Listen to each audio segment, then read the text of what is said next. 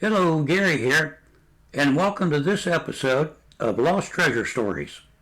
We're going to get right into all the stories included in this episode, but first, if you're a new visitor, we have hundreds and hundreds of stories on file, and if you'll leave a comment in the comment section below with the county and state that you live in, we'll post a story just for you as close as possible to your location as a little gift from us to you. Hit that subscribe button and make sure your YouTube notification setting is on so you don't miss any new videos as they get posted. And now, on with the show.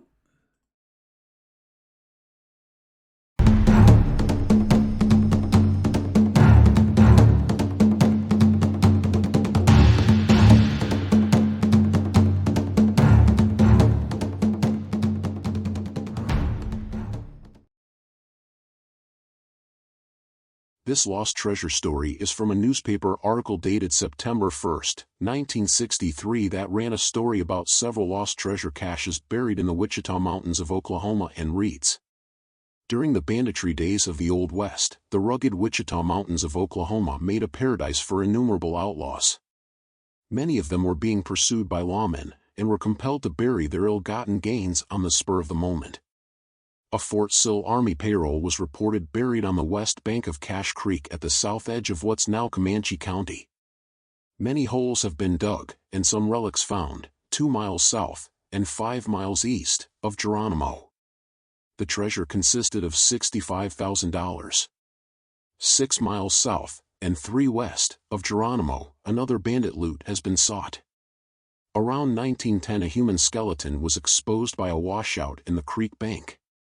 Several months later some men showed up with a map to buried money taken during a robbery by 3 outlaws. The skeleton was supposedly one of them. Another story says that about 2 miles west of Faxon, and 1 mile south, is reported to be buried $4,000 in gold coins robbed from a bank in Kansas.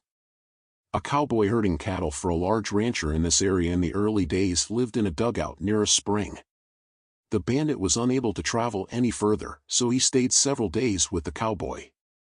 Somewhere near the dugout in spring, he buried the $4,000, disappeared, and never returned to recover the money. And yet another story says, the notorious Oklahoma desperado Cherokee Bill is said to have buried $10,000 on Blue Beaver Creek on the south side of the Wichita Mountains. Indians are said to have cached a payroll on this same creek. The next story in this article says one man who looked for a chest was Ray B. Dean, of Horton, Missouri. He won permission to dig in October of 1947, for 2 large express strong boxes taken from a stagecoach. He had located them in the Wichita Mountains Wildlife Refuge. At that time, Dean was told by the federal government that he could keep anything he found. But at the present day, if treasure trove is uncovered on the National Wildlife Refuge, 60% goes to the government. The next story goes. Before Oklahoma became a state, 4 outlaws robbed a bank in Texas of $20,000. The bandits made camp and a few days later were raided by a patrol of soldiers. 3 of the outlaws were killed, and the 4th wounded. He managed to escape with the stolen money. He rode to the east end of what's now Mount Roosevelt, located west of Mount Scott, and buried the $20,000. He then rode to Marlow, Oklahoma, to acquire medical attention from a doctor. The bad man knew he was dying, and told the doctor where he had quickly hidden the money. Soon he was dead.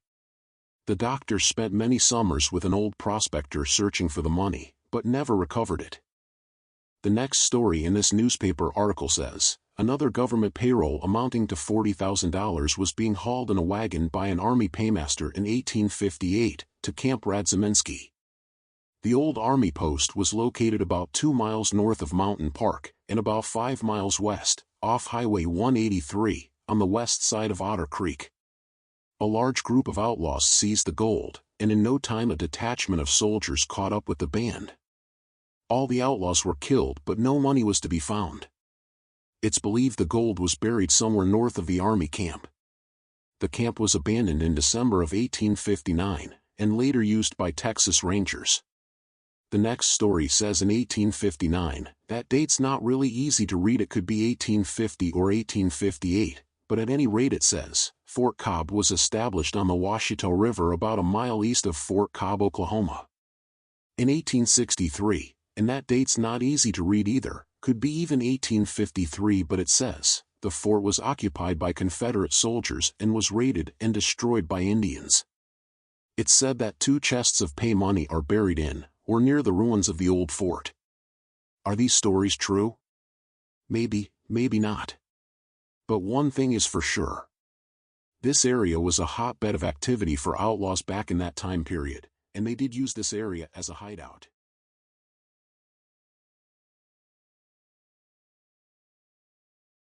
This lost treasure story is from a September 1966 newspaper article. Back in the 1880s, a wealthy man by the name of Edgar Mason lived in a deteriorated, shabby cabin about 20 miles east of Morrilton, Arkansas. It was commonly known that he was financially well off from an inheritance, but that he was seldom seen in town. Like many people in his day and time, he did not trust banks, and the rumor persisted that a fortune had been buried at, or near, his old cabin site. The only person who had any association with him was a ranch hand named Weaver. Mason grew to like and respect the quiet, mild-mannered Weaver. After some time, he revealed to Weaver the tragic ill fates and dealings with his fellow men, which had left him angry and disillusioned with the human race. One afternoon Weaver went over to visit Mason and found him digging in the ground near his cabin. He told Weaver that he had buried a large amount of cash which he valued at $62,000 in gold and silver coins. Weaver helped him dig, but they did not find the money. For 2 years, the 2 men dug and labored in vain. Before long, Mason became very crippled and almost an invalid. He was forced to move to Missouri to live with a sister. Weaver continued to search for the coins, concentrating to the north of the cabin, near a large group of trees, where Mason said that he had dug a hole 3 feet deep and buried the coins in a wash tub. After several years the ranch hand gave up the search and drifted out of the area. As far as can be determined, this cash has not been found.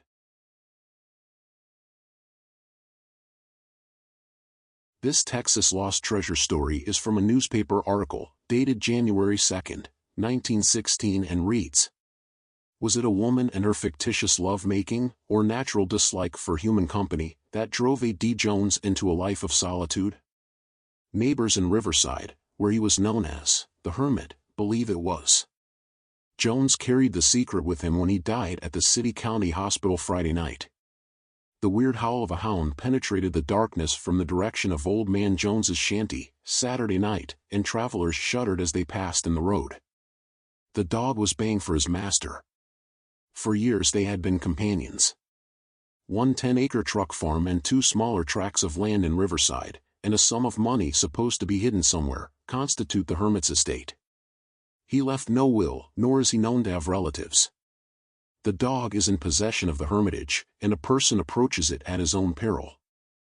For 18 years, Old Man Jones had been a man of mystery at Riverside. He lived with his dog in the one-room house. He raised produce on his farm and sold it.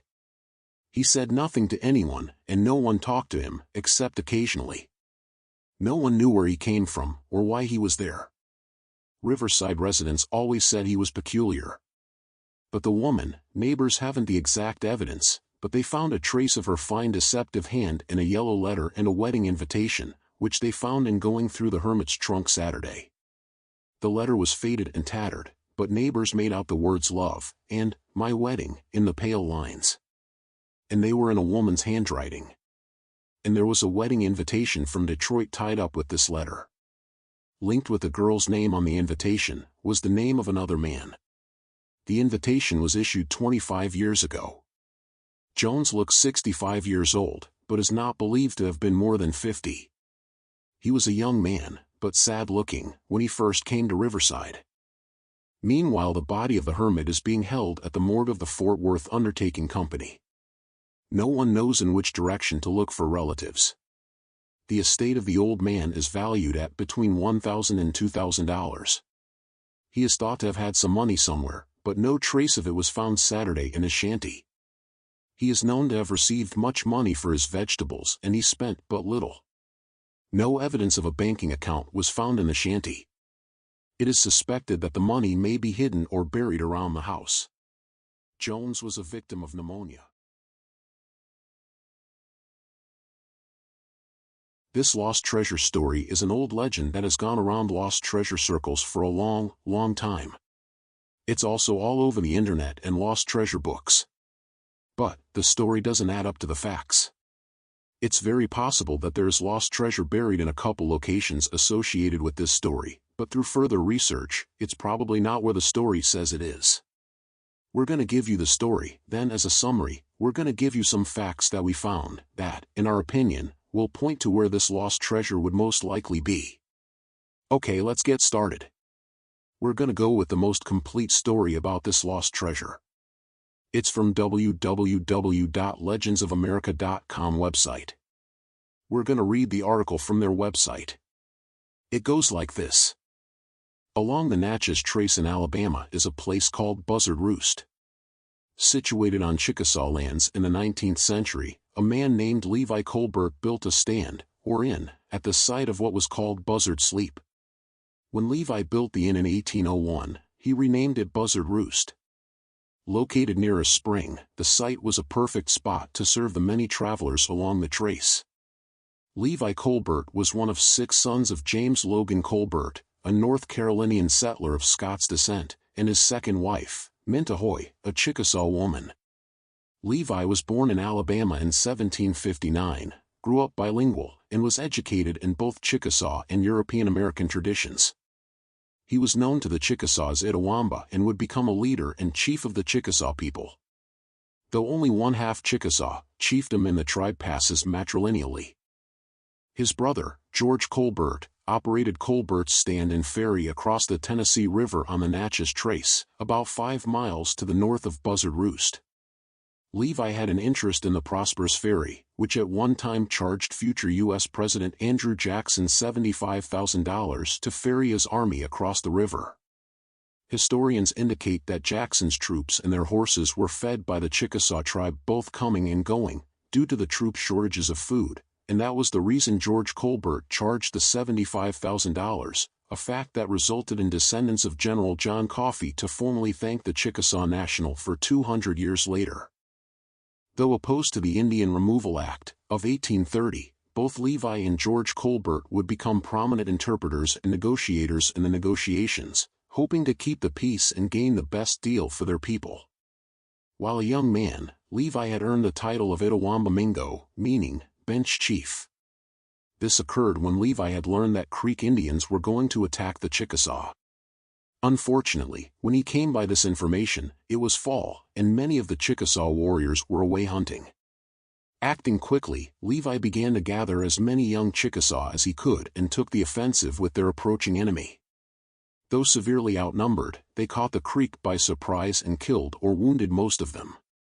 When the hunters returned and learned of Levi's act of bravery, they awarded him a bench to sit upon in council. Before this, the custom was that all warriors sat on the ground. He was sometimes called by the Chickasaw, Akalona, which means calm or peaceful, due to his quiet manner. To the white men, who also respected him as a leader, he received the nickname of Levi the Incorruptible. Travelers who stopped at the Buzzard Roost Inn remarked that it's a good place, for they were well received, well fed, and kindly treated.